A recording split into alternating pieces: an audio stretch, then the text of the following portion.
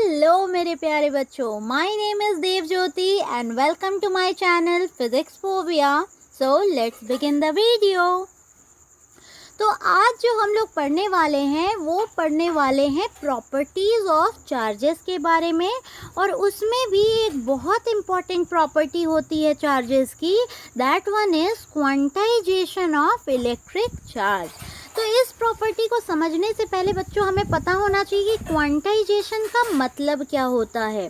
Quantization का मतलब होता है अलग अलग, डिस्क्रीट, है ना, जैसे कि चीज़ों को जिसको हम गिन सके 1 2 3 4 5, ये क्या है, क्वांटाइजेशन है। तो जिसका भी क्वांटाइजेशन हो रहा है, यहाँ पे हम किसके क्वांटाइजेशन के बारे में पढ़ रहे हैं, यहाँ पर हम क्वांटाइजेशन पढ़ रहे हैं चार्ज का। यानी कि चार्जेस भी क्या होते हैं, क्वांटाइज्ड होते हैं। अब देखिए इसके बारे में क्या लिखा है, एक बार उसको भी देख लिया जाए। यहाँ पे आपसे कहा जा रहा है कि all free charges are integral multiple of a basic unit of charge represented by ई।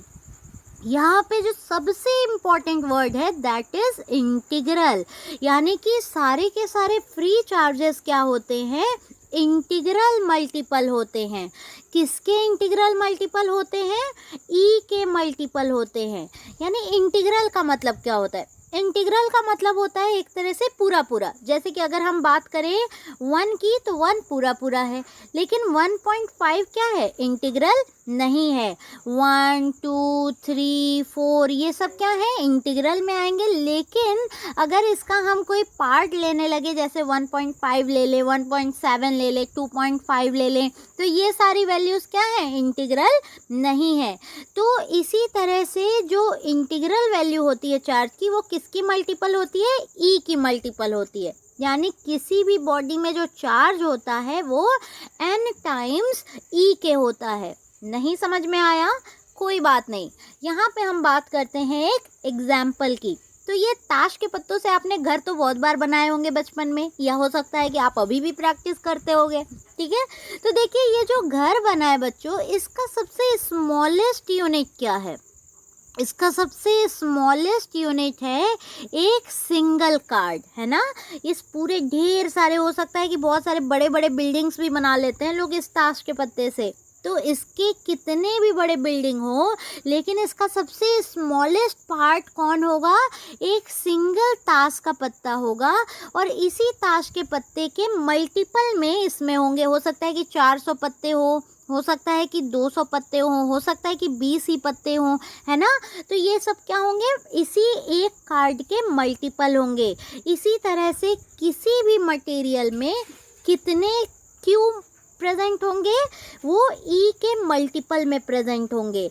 और ई की वैल्यू क्या होगी, ई की वैल्यू होगी 1.6 into 10⁻⁻19 coulomb. Okay, I hope कि आपको क्लियर हो गया है। एक ये आपका ताश का घर है, एक ताश का घर देखिए ये भी है, बड़ा डिज़ाइनर है, लेकिन इसमें सबसे स्मॉलेस्ट यूनिट कौन होगा, एक सिंगल कार्ड ही होगा। इसी तरह से कोई भी मटेरियल कितना भी भयंकर क्यों ना हो, उसका सबसे स्मॉलेस्ट पार्ट क्या होने वाला है, वो ई के ही बराबर होने वाला है। और ई की वैल्यू कितनी होती है, 1.6 इंटू 10⁻⁻19 कूलम। और अगर आपको समझ में आ गया तो चलिए सॉल्व करते हैं दो क्वेश्चंस को। यहाँ पे देखिए क्या है आपको सॉरी, यहाँ आपको क्वेश्चन दिया गया है कि what is the value of charge on a body which carries 20 excess electrons. यानी कि आपसे पहले क्या पूछा गया है और क्या दिया गया है वो नोट कर लीजिए। आपसे पूछा है what is the value of a charge, आपको वैल्यू ऑफ चार्ज पूछा है, यानी Q इज इक्वल टू आपसे पूछ रहा है। आपको दिया क्या है, on a body which carries 20 excess charge, आपको n की वैल्यू दी गई है 20। सिंपल सा फॉर्मूला होता है Q is equal to n e का। यहाँ पर n आपको गिवन है, E आपको पता है, आप वैल्यूज़ को रखेंगे, आपको Q की वैल्यू कितनी मिल जाएगी, 3.2 इंटू 10⁻⁻18 कूलम। अब बात करते हैं अगले क्वेश्चन की। यहाँ पर क्या बोला गया है आपसे, is a charge of 5.8 into 10⁻⁻18 coulomb possible, यानी कि क्या ये जो चार्ज की जो वैल्यू आपको दी गई है ये पॉसिबल है। तो इसको आपको पहले से तो ये पता है ना कि कोई भी बॉडी पर जो चार्ज होगा वो किसका मल्टीपल होगा, वो इस ई का मल्टीपल होगा। तो चलिए चेक कर लेते हैं। हम जानते हैं Q is equal to n e होता है, तो N इज इक्वल टू क्या हो जाएगा, Q बाई ई। Q की वैल्यू आपको कितनी दी गई है, 5.8 इंटू 10⁻⁻18। E की वैल्यू हम लोग को पता है 1.6 इंटू 10⁻⁻19। सॉल्व करेंगे, वैल्यू आएगी 36.25। क्या ये वैल्यू इंटीग्रल है, बिल्कुल नहीं है। क्यों नहीं है, क्योंकि ये पॉइंट में वैल्यू है, और जब वैल्यू इंटीग्रल नहीं आई मतलब कि वो वैल्यू क्या है, आपका पॉसिबल ही नहीं होगा। यानी is a charge of this is possible, so the answer will be no. But remember, कभी भी आपसे एग्जाम में अगर ऐसे पूछे, आप नो आंसर देने से पहले उसको सॉल्व करके बताएंगे एग्ज़ाम में कि हाँ देखिए इस तरह से करने पे यहाँ पे हमें वैल्यू नहीं मिल रही है इंटीग्रल में, इस वजह से ये पॉसिबल नहीं है। शॉर्टकट मारने की मत सोचिएगा। अभी बात करते हैं नेक्स्ट प्रॉपर्टी की, that is additivity of charge. Additivity of charge क्या कहता है, सिंपली कि अगर किसी बॉडी पर या फिर किसी सिस्टम के पास अलग अलग चार्जेस हैं तो उस सिस्टम का जो टोटल चार्ज होगा वो क्या होगा, सभी चार्जेस को ऐड कर देने पे हमें टोटल आराम से मिल जाएगा। यहाँ पे देखिए बोला भी आपसे, total charge of a system is obtained by simple addition, यानी Q is equal to Q1 plus Q2 plus Qn। यहाँ पे आपको एक एग्जाम्पल भी दिया है कि कोई एक सिस्टम है जिसके पास चार्ज क्या है, प्लस Q है, -2Q है, प्लस 3Q है एंड 5Q भी है। अभी देखिए टोटल चार्ज इसका क्या हो जाएगा, टोटल चार्ज हो जाएगा plus Q -2Q plus 3Q plus 5Q। इस सब को हमने क्या किया, सीधा सीधा ऐड कर दिया। ऐड करने पे आंसर हम लोग को कितना मिल जाएगा, 7Q के बराबर। तो नेक्स्ट प्रॉपर्टी, पहली प्रॉपर्टी आपकी चार्ज की क्या थी, quantization of charge. Quantization of charge में क्या कहा गया, Q is equal to NE कहा गया। दूसरी प्रॉपर्टी आप क्या देख रहे हैं, एडिटिविटी ऑफ चार्ज, जिसमें कहा गया कि चार्जेस अगर अलग अलग वैल्यू लिए हुए हैं तो सिंपली ऐड करने पर हम टोटल चार्ज की वैल्यू फाइंड कर सकते हैं। अभी आखिरी प्रॉपर्टी की बात हो रही है जो कि इम्पॉर्टेंट है, और ये है कंजर्वेशन ऑफ चार्ज। कंजर्वेशन की मीनिंग क्या होती है, कंजर्वेशन की मीनिंग होती है कांस्टेंट एक तरह से, यानी कि जो चार्ज की वैल्यू होती है ना बच्चों, वो कांस्टेंट होती है। Total charge of an isolated system always remains constant. अभी देखिए कैसे कांस्टेंट हो जा रहा है, यहाँ पर हमने एक ही सिस्टम लिया है तीन अलग अलग कंडीशंस में। देखिए फर्स्ट कंडीशन में क्या है कि आपके पास दो वैल्यूज़ है, एक A है और एक B है। A पर भी चार्ज हमने माना 0 है और B पर भी चार्ज 0 है। A पर चार्ज 0 होने का मतलब ये नहीं है कि इसके पास इलेक्ट्रॉन नहीं है या प्रोटॉन नहीं है, जो भी है बराबर है, ठीक है। आई होप कि आपको पता है ये बात। तो A पर चार्ज क्या है, 0 है, और B पर भी चार्ज क्या है, 0 है। दोनों का हमने क्या कर लिया, टोटल कर लिया। टोटल करने पर हमें टोटल चार्ज कितना मिला, 0 ही मिला। अभी देखिए B को थोड़ा सा A पे क्या हो गया, दया आ गया। B ने 3 इलेक्ट्रॉन अपने से लेकर के A को दे दिया। अब A के पास क्या हो जाएगा, 3 इलेक्ट्रॉन एक्स्ट्रा आ गया, और B के पास क्योंकि 3 इलेक्ट्रॉन निकल गया तो क्या एक्स्ट्रा बन जाएगा, 3 प्रोटॉन एक्स्ट्रा बन जाएगा। तो B पर चार्ज कितना हो गया, +3, और A पर चार्ज कितना हो गया, -3।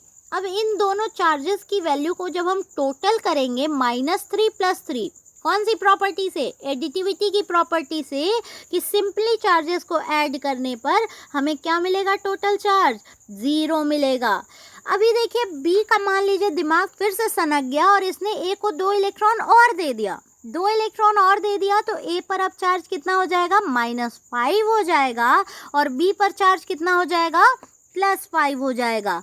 अभी जब इन दोनों को हम लोग एडिटिविटी प्रॉपर्टी से जोड़ेंगे तो फिर से हम लोग को टोटल चार्ज कितना मिलने वाला है, ज़ीरो मिलने वाला है। यानी कि कंडीशन कोई भी हो, सिचुएशन कैसा भी हो, टोटल चार्जेस की वैल्यू में कोई डिफरेंस नहीं आ रहा है। भले इलेक्ट्रॉन कितने भी इधर से उधर कर ले रहे हैं, लेकिन अगर एक सिस्टम को हमने आइसोलेट करके रखा है तो उसमें टोटल चार्ज हमेशा कितने होंगे? कांस्टेंट होंगे, कितने भी हो सकते हैं। अब बात करते हैं एक बहुत ही अच्छे और इंटरेस्टिंग लॉ की, और वो लॉ है कूलम्स लॉ। कूलम्स लॉ बच्चों देखिए ये कैसा लॉ है? ये एक फंडामेंटल लॉ है। What do you mean by fundamental law? Fundamental law उन लॉज को कहते हैं जिनका कि कोई प्रूफ नहीं होता है। जैसे कि आपने न्यूटन का ग्रेविटेशनल लॉ पढ़ा होगा, जिसमें कि आपने कभी उसका प्रूफ पढ़ा है? नहीं, क्योंकि उसका प्रूफ होता ही नहीं है, वो तो एक फंडामेंटल लॉ है। इसी तरह से कूलम्स लॉ भी क्या है? एक फंडामेंटल लॉ है। और इसको दिया किसने था? इसको दिया था चार्ल्स ऑगस्टिन डी कूलम ने। ये एक फ्रेंच साइंटिस्ट थे। अभी देखिए इन्होंने कहा क्या था? इन्होंने कहा कि अगर दो चार्जेस को हम लोग r डिस्टेंस पर रख देते हैं तो इन दोनों चार्जेस का जो मल्टीप्लिकेशन होगा इनके बीच लगने वाले फोर्स के डायरेक्टली प्रोपोर्शनल होगा। अभी इनकी बात यहीं पे ख़त्म नहीं हो गई है। इन्होंने और क्या कहा? इन्होंने कहा कि ये जो फोर्स होगा इन दोनों के डिस्टेंस के इनवर्सली प्रोपोर्शनल भी होगा। यानी कि अगर इन चार्जेस के डिस्टेंस को हम लोग बढ़ाते जाएंगे तो इनके बीच का फोर्स क्या होता जाएगा? घटता जाएगा। क्यों? क्योंकि ये इनवर्स रिलेशन में है डिस्टेंस और फोर्स। अभी हम लोग इन दोनों इक्वेशंस को, ये हमारा इक्वेशन 1 मगर मान लें हम लोग इसको अगर इक्वेशन 2 कह लें, तो इक्वेशन 1 और 2 को जब हम लोग कंबाइन करेंगे तो हमें क्या मिलेगा? F is proportional to Q1 Q2 by R square. अभी प्रोपोर्शनल को हमें हटाना है, प्रोपोर्शनल को हटा करके हमें इक्वल लगाना है। तो इक्वल लगाने के बाद हमें क्या यूज़ करना होता है? एक कांस्टेंट भी यूज़ करना होता है। तो यहाँ पर कांस्टेंट हमने ले लिया 1/4 पाई एप्सिलॉन नॉट। बाकी की कहानी वैसे ही रख देंगे हम लोग, Q1 Q2 अपॉन में R स्क्वायर। अभी देखिए 1/4 पाई एप्सिलॉन नॉट की वैल्यू क्या होती है? 1/4 पाई एप्सिलॉन नॉट की वैल्यू होती है 9 इंटू 10⁹। यूनिट ध्यान रखिएगा, न्यूटन मीटर स्क्वायर पर कूलम स्क्वायर। कैसे आएगी? यहाँ पे देखिए आपको इसकी यूनिट चाहिए ना, यानी कि बाकी सारी चीज़ों को एक साइड भेज दीजिए, F इधर ऑलरेडी है, R को भेज दीजिए, R स्क्वायर ऊपर चला जाएगा, Q1 Q2 क्या होगा? F के डिवाइड में जाएगा। F का यूनिट न्यूटन, R स्क्वायर की यूनिट मीटर स्क्वायर, और Q1 और Q2 कूलम मल्टीप्लाई होकर के क्या बनाएगा? Coulomb square. ठीक है, आई होप कि आपको समझ में आ रहा है। तो यहाँ पे क्या हो जाएगा? यहाँ पे क्या हो जाएगा आपका? 1/4 पाई एप्सिलॉन नॉट की value 9 into 10⁹ newton metre square पर कूलम स्क्वायर। इसमें ये जो टर्म है एप्सिलॉन नॉट है ना, इसको क्या कहते हैं? इसको कहते हैं एप्सिलॉन, है ना, एप्सिलॉन। और ये जो नॉट बोल रहे हैं नॉट, इसमें ये जो छोटा सा जीरो लगा हुआ है ना, तो इसके लिए टर्म हम लोग यूज़ कर रहे हैं नॉट। इसकी वैल्यू क्या होती है? इसकी वैल्यू होती है 8.85 इंटू 10⁻12 कूलम स्क्वायर पर न्यूटन मीटर स्क्वायर। यानी कि जस्ट इसका क्या हो जाएगा? रिवर्स हो जाएगी यूनिट इसकी। एप्सिलॉन नॉट को कहते क्या है? It is the permittivity of free space. Free space we are considering for this zero. Next video में हम लोग इसको भी डिस्कस करेंगे। अभी देखिए इसकी यूनिट क्या होती है? एप्सिलॉन नॉट की जो यूनिट होती है वो होती है कूलम स्क्वायर पर न्यूटन मीटर स्क्वायर। अभी इसकी हेल्प से अगर हम इसके डायमेंशन की बात करें तो कूलम का जो डायमेंशन होता है वो होता है 80 को हम यहाँ पे कर देंगे स्क्वायर। अब डिवाइड में न्यूटन की यूनिट, न्यूटन यानी कि फोर्स का डायमेंशन क्या होता है? MLT-2, ये हमने रख दिया। और मीटर स्क्वायर यानी L का स्क्वायर। जब हम इसको सॉल्व करेंगे तो हमारे पास डायमेंशन एप्सिलॉन का कितना आ जाएगा? M-1 L-3 T4 A square. It is important for you, क्योंकि एग्ज़ाम में ये पूछ देता है आपसे। ओके, आई होप कि आपको यहाँ तक की बातें बहुत अच्छे से समझ में आई होंगी, और अगर नहीं समझ में आई तो वीडियो को एक बार फिर से देख लीजिए। आई एम डैम श्योर कि आपको समझ में आएगा ही आएगा। So thank you for today. और अगर आपको वीडियो पसंद आए तो प्लीज़ लाइक, शेयर और सब्सक्राइब ज़रूर करिएगा। Thank you so much.